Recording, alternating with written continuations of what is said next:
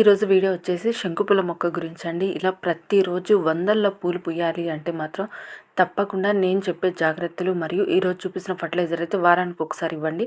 ఇలా ఇవ్వడం వల్ల శంకు పూలు చూడండి విపరీతంగా నాకైతే 100కు పైగా పూలు పూస్తాయి. పైకి కొన్నే కనిపిస్తున్నా కానీ లోపల మనం కోసే కొంది చాలా వరకు ఉంటాయి ఇంకా పువ్వులైతే. ఇంకొచ్చేయండి మనం వీడియోలోకి వెళ్ళిపోదాం. హాయ్ అండి, అందరికీ నమస్తే. Welcome to Harika creative ideas. Please అండి, కొత్తగా మన ఛానల్ చూసినట్లయితే లైక్ చేయండి, షేర్ చేయండి, మన ఛానల్ని సబ్స్క్రైబ్ చేసుకోండి. చూస్తున్నారు కదండి శంకు పూలు నాకు ప్రతిరోజు ఇదే విధంగా పువ్వులు పూస్తాయి. ఇలా పూయడానికి అయితే కొన్ని టిప్స్ అనేది ఫాలో అవ్వాలి, దాంతోపాటు ఫర్టిలైజర్ కూడా ఇవ్వాలన్నమాట. టిప్స్ ఏంటంటేనండి, ఎప్పటికప్పుడు పూసిన పువ్వుల్ని మనం తీసేస్తూ ఉండాలి. అంటే ఎన్ని ఎక్కువ పువ్వులు పూసినా సరే వాటిని తీసేస్తూ ఉండాలి. తీయకపోతే మాత్రం చెట్టు బలాన్ని అయితే తీసేసుకుంటుందండి. కాబట్టి కంపల్సరిగా కొయ్యాలి. మరొకటి, మనం పువ్వులు కొయ్యకపోతే ముఖ్యంగా ఏంటంటే శంకు పువ్వులు కాయలుగా మారిపోతాయి. కాయలు కానీ ఎక్కువ అయిపోయినాయి అంటే చెట్టు బలహీనంగా అయిపోతుంది. కుండీలలో ఉంటే మాత్రం మొక్కలు కంపల్సరిగా కాయలకైతే వదిలిపెట్టకండి. ఎందుకంటే కాయలకు వదిలిపెట్టడం వల్ల మొక్కలు నీరసించిపోతాయి. నెక్స్ట్ టిప్ ఏంటంటే, ఎప్పటికప్పుడు మనము ఆకుల్ని తీసేసుకుంటూ ఉండాలండి. పండిపోయిన ఆకుల్ని కానీ లేకపోతే మనకి ఏదైనా పెస్ట్ అటాక్ అయిన ఆకుల్ని కానీ ఎప్పటికప్పుడు నేనైతే ఎప్పటికప్పుడు తీసేస్తూ ఉంటానండి. తీసేసి ఏమన్నా పెస్ట్ అటాక్ అయింది లేకపోతే ఆకుల్లో ఏమన్నా చారలాగా ఉన్నాయి అంటే మాత్రం వేపాకుల్ని మరగపెట్టి ఆ నీళ్ళని కషాయంగా చేసి నేను స్ప్రే చేస్తూ ఉంటాను. ఇంకొక టిప్ ఏంటంటేనండి, ఎండ తగిలే చోట అయితే మొక్కను పెట్టుకోవాలండి. మీరు కుండీలో పెంచుకుంటున్నా సరే లేకపోతే నేలలో పెంచుకుంటున్నా సరే ఎండ ఎక్కువగా తగిలే ప్లేస్లో మొక్కను పెడితేనే మాత్రం ఈ విధంగా పువ్వులు పూస్తాయి. నేనైతే కంపల్సరిగా వారానికి ఒక్కసారి అయితే ఫర్టిలైజర్స్ ఇస్తూ ఉంటానండి. ఇలా ఇవ్వటం వల్ల ఇంకా చాలా ఎక్కువగా పువ్వులు పూస్తాయి. ఇది బయట ఉంది కాబట్టి చాలా వరకు కోసుకొని వెళ్ళిపోతారండి. 100-150 పైనే పువ్వులు పూస్తుంటే కాయలు చూసారంటే మీరే షాక్ అవుతారు. చెట్టు నిండా చిక్కుడు కాయలు కానీ ఆ విధంగా కోసామంటే కేజీ 2 కేజీలు పైనే అవుతాయండి. అన్ని విత్తనాలకు అయిపోయినాయి కాయలైతే. కాబట్టి ఈ టిప్స్ అయితే ఫాలో అవ్వండి. కుండీలలో పెంచుకునే వాళ్ళు ఏంటంటే పెద్ద కుండీ తీసుకోండి. ఆ కుండీలలో మీకు వీలైతే ఒక 5-6 విత్తనాలు వేయండి. మీకు ఇలా పుష్గా కావాలి, చెట్టు ఎక్కువ పూలు పుయ్యాలి అంటే మాత్రం కంపల్సరిగా ఒక 5-6 విత్తనాలు వేసారంటే చక్కగా ఎక్కువ పువ్వులు పూస్తాయి. అదేవిధంగా మొక్కలకి ఎన్ని పువ్వులు పూసినా సరే అన్నీ ఒకటే సైజులో మరియు మంచి కలర్లో పూయాలి అంటే మాత్రం తప్పకుండా మంచి మంచి ఆర్గానిక్ ఫర్టిలైజర్స్ ఇవ్వాలండి. అది కూడా రూపాయి కూడా ఖర్చు పెట్టకుండా మన కిచెన్లో దొరికే వాటితోనే మనం ప్రిపేర్ చేసి మొక్కలకి ఇవ్వచ్చు.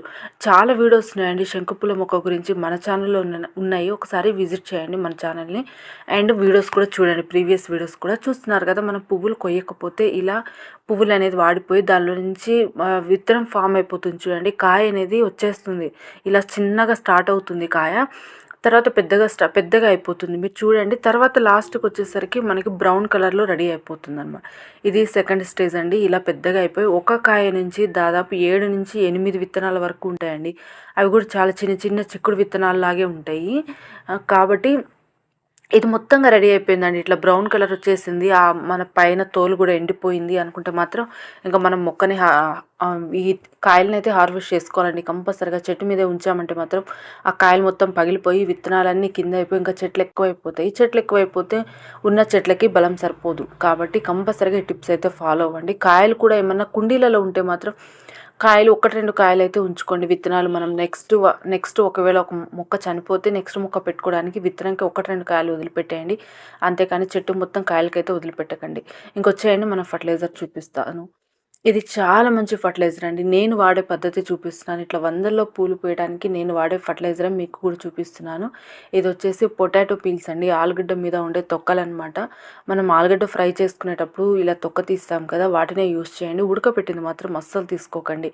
ఉడకపెట్టిన దానిలో పోషకాలు అనేది ఉండవు. కాబట్టి కంపల్సరిగా పచ్చి ఆలుగడ్డని ఇలా పైన లేయర్ తీసేసుకోండి. లేకపోతే మీరు ఎక్కడైనా చిప్ షాప్లో అయినా అడిగి తీసుకొచ్చుకోండి, చిప్స్ తయారు చేసే షాప్స్లో. ఎందుకంటే మనం ఇది ఎంత ఎక్కువ ఎండపెట్టినా సరే చివరికి మనము ఎండిపోయి గ్రైండ్ చేసేసరికి మనకు ఒక కప్పు క్వాంటిటీ మాత్రమే వస్తుంది. మనం అన్ని మొక్కలకి ఓన్లీ శంకుపూల మొక్కకనే కాదండి, అన్ని రకాల మొక్కలకి ఇచ్చేసుకోవచ్చు. పువ్వులు పూసే ప్రతి ఒక్క మొక్కకి ఇచ్చేసుకోవచ్చు అనమాట. దీనిలో పొటాషియం చాలా ఎక్కువగా ఉంటుంది. పొటాషియం మొక్కలకి ఎందుకు ఉపయోగపడుతుంది అంటే పువ్వులు రావడానికి ఉపయోగపడుతుందండి. నెక్స్ట్ కాల్షియం ఎందుకు అంటే వచ్చిన పువ్వులు రాలిపోకుండా పండుబారిపోకుండా ఉపయోగపడుతుంది. ఎక్కువ పువ్వులు కావాలంటే మాత్రం కంపల్సరిగా పొటాషియం ఉన్న ఫర్టిలైజర్ ఇవ్వండి. దీంట్లో పాటు మన అరటిపండు తొక్కల్లో కూడా పొటాషియం ఎక్కువగా ఉంటుంది. అది ఒక వారం ఇచ్చారంటే ఇది ఒక వారం ఇవ్వండి. మనం ఎప్పుడు కూడా ఒకటే ఫర్టిలైజర్ కంటిన్యూగా ఇచ్చేయకూడదు. కాబట్టి మార్చి ఇస్తూ ఉండండి ఎక్కువగా పువ్వులు పూయాలి అంటే మాత్రం. వీటినైతే నేనైతే ఇలా తీసుకున్నానండి. చిన్న చిన్న వీలైతే మీరు చిన్న చిన్న ముక్కలుగా కట్ చేసుకొని ఎండబెట్టుకున్నా సరే తొందరగా ఎండిపోతాయి. మనకి ఎండ ఎక్కువగా ఉంటే ఒక 4, 5 రోజుల్లో ఎండిపోతాయండి చక్కగా. చూడండి ఎంత చక్కగా ఎండిపోయినాయో. ఈ మొత్తం ఇలా పట్టుకుంటే మనకి క్రష్ అయిపోవాలన్నమాట అవి. ఆలుగడ్డ తొక్కలు క్రష్ అయిపోవాలి.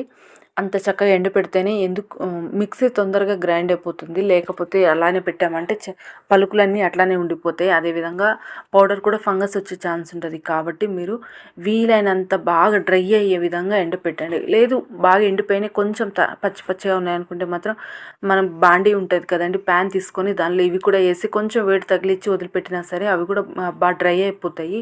కంపల్సరిగా ఈ టిప్స్ అయితే ఫాలో అవ్వండి. ఇది ఒక్కసారి మనం ఫర్టిలైజరు ఈ పౌడర్ ప్రిపేర్ చేసి పెట్టుకున్నామంటే సంవత్సరం పైగా వాడుకోవచ్చు. కాబట్టి మీకు ఎంత వీలైతే అంత ఎక్కువగా తీసుకొచ్చి ఎండపెట్టుకోవడానికి ట్రై చేయండి. నేను వాడే పద్ధతి ఏంటంటే మార్కెట్లలో పాడైపోయినవి ఉంటాయి చూడండి, అవైతే తీసుకొచ్చి సన్న సన్న ముక్కలుగా కట్ చేసి ఎండపెట్టుకుంటాను. ఎండపెట్టి బాగా గ్రైండ్ చేసుకొని వాడుకుంటాను అనమాట. ఇప్పుడు ఈ ఎండిపోయిన వాటిని గ్రైండ్ చేస్తున్నానండి. గ్రైండ్ చేసే ముందు కూడా మిక్సీ జార్కి ఏమైనా తడి ఉందేమో లేకుండా చూసుకోండి. తడి ఉండడం వల్ల కూడా ఈ పౌడరు పాడైపోయే ఛాన్స్ ఉంటుంది. మనం ఎక్కువ రోజులు నిల్వ పెట్టుకోవాలి అంటే మాత్రం కంపల్సరీగా జాగ్రత్తలు అయితే తీసుకోవాలి. మిక్సీ గిన్నెను కూడా ఒక పొడి బట్టేసి మంచిగా తడి లేకుండా చూసేసుకోండి. దీన్ని అయితే తీసుకెళ్ళి మిక్సీ పట్టేసుకుంటున్నాను. మీకు ఎంత వీలైతే అంత మెత్తగా మిక్సీ పట్టుకోవడానికి ట్రై చేయండి. మళ్ళీ మనము కుండీలలో ఇస్తాం కదా, పెద్ద పెద్ద ముక్కలు ఉన్నా కూడా పైన అలాగే కనిపిస్తూ ఉంటాయి. ఇలా మెత్తగా పౌడర్ చేసుకున్నామంటే మట్టిలో చాలా తొందరగా కలిసిపోతుంది. మనం ఫర్టిలైజర్ ఇచ్చినట్టు కూడా తెలియదు అనమాట, మట్టిలో కలిసిపోతుంది. మెత్తగా బాగా ఎండిపోయినాయి కాబట్టి ఒక్కసారి ఇలా ఆన్ చేయంగానే మొత్తం మెత్తగా గ్రైండ్ అయిపోయిందండి. అంత ఎక్కువగా ఎండపెట్టాలన్నమాట పొటాటో పీల్స్ని. ఇది బాగా మెత్తగా గ్రైండ్ అయిపోయింది. ఇదైతే నేను ఒక డబ్బాలో పెట్టేసుకొని స్టోర్ చేసుకుంటాను. అది గాలి తగలని డబ్బాలో స్టోర్ చేసుకోండి మీరు. స్టోర్ చేసుకునే డబ్బాను కూడా గాలి తగిలిన డబ్బాలో స్టోర్ చేసుకోండి. గాలి తగిలినా సరే ఇది గట్టిగా అయిపోతుంది. కాబట్టి దీన్ని అయితే నేను ఒక గిన్నెలో వేసేసుకొని కంపల్సరీగా డబ్బాలు లేకపోతే గిన్నెలో వేసుకున్నా సరే మూత అయితే పెట్టుకోవాలి. కంపల్సరీగా వీటిలో పోషకాలు పోవద్దు అనుకుంటే మాత్రం వీటిలో మూత అయితే పెట్టుకోవాలండి. ఇది అన్ని రకాల మన గార్డెన్లో ఉన్న ఈ యొక్క ఫర్టిలైజర్ అయితే నాకు సరిపోదు. ఎందుకంటే మన గార్డెన్లో చాలా మొక్కలు ఉన్నాయి కదా, నేను ఇంకా ఎక్కువగా తెచ్చి ప్రిపేర్ చేసి పెట్టుకుంటాను.